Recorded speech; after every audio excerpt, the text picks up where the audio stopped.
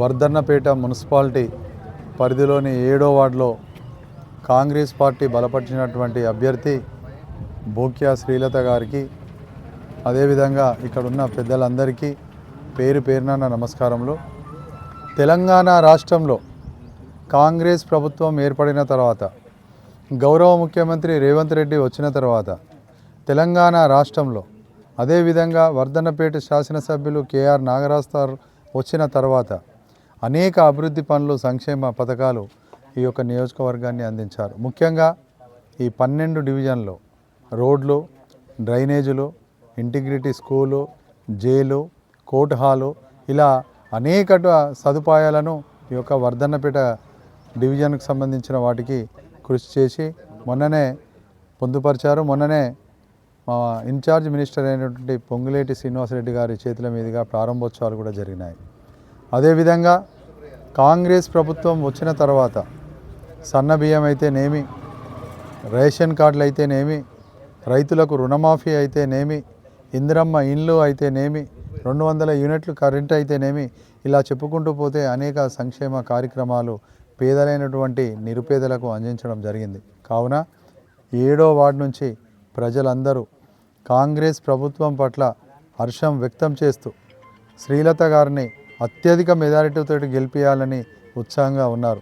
ఎందుకంటే రానున్న రోజులలో కూడా నిరుపేదలైనటువంటి వారికి ఇందిరమ్మ ఇల్లు, అదేవిధంగా ఇందిరమ్మ ఇల్లు జాగలేని వారికి పట్టా జాగలు, అదేవిధంగా ఇక్కడ ఉన్నటువంటి సమస్యలను కూడా ఎమ్మెల్యే గారి దృష్టికి వెళ్ళడం జరిగింది. శ్మశాన వాటిక అయితేనేమి, కమ్యూనిటీ హాల్ అయితేనేమి, ఇంకా ఇందిరమ్మ ఇండ్లు అయితేనేమి, డ్రైనేజీలు, వీధి లైట్లు, రోడ్లు, అన్ని అభివృద్ధి పనులు మన ఎమ్మెల్యే గారు చేస్తారని కూడా వారికి గుర్తు చేస్తున్నాము.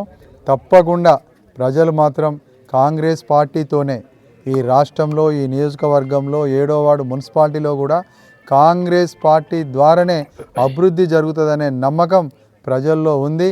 ఆ విశ్వాసం కూడా ప్రజల్లో ఉంది.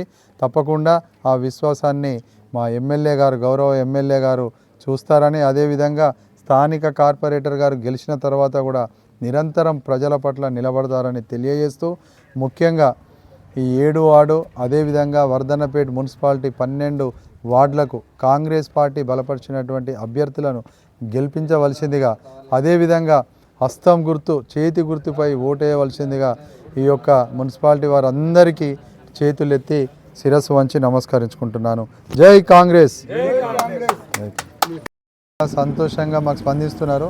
ఎందుకంటే వారి కంటికి ఇందిరమ్మ ఇండ్లు కానీ, వారు తినే బియ్యం, సన్న బియ్యం కానీ, వారికి రేషన్ కార్డులు కానీ, 200 యూనిట్ల కరెంటు కానీ వారు అనుభవిస్తున్నారు, చూస్తున్నారు. కాబట్టి వారు మా పట్ల చాలా సంతోషంగా ఉన్నారు. తప్పకుండా అధికార పార్టీకి ఉన్నటువంటి అభ్యర్థికి వేస్తేనే అభివృద్ధి జరుగుతుంది అని చెప్పేసి ఒక దృఢమైన సంకల్పంతో ఉన్నారు. అన్నాపురం వెళ్ళామండి. అంటే ఇంటీరియల్ ప్లేస్ లాగా ఉంది. అది 10 సంవత్సరాలు తట్టాడు మట్టి కూడా పోయలేదు గత పాలకులు. మేము వెళ్ళామండి. అక్కడ వాళ్ళు అందరూ మా దళితులే. ఏ రోజు కూడా పోయి వారిని పరామర్శ కాదు. అక్కడ ఒక భాస్కర్ అనే ఒక అతను కరెంటు వలన చనిపోతే వారి దరఖాస్తును ఈ రోజు వరకు వాళ్ళు బయటకు తీయలేకపోయారు 10 సంవత్సరాలు పాపం. సరే దరఖాస్తు అంటే సంవత్సరం అవుతుంది అనుకుంటా. ఇవాళ ఎమ్మెల్యే గారితో చెప్పినాం, వెంటనే ఫోన్ చేసండి. 5 లక్షల రూపాయలు ఏదైతే ఉన్నదో అది దరఖాస్తు ఫైల్ ఇవాళ కదిలిందండి. మూకుమ్మడిగా కోనాపురంలో మూకుమ్మడిగా వన్ సైడ్గా ఇవాళ వర్ధన్నపేట పట్టణంలో శ్రీలత మొదటి గెలుపుగా మేము భావిస్తున్నాం సార్. మీరు చూస్తూ ఉన్నారు.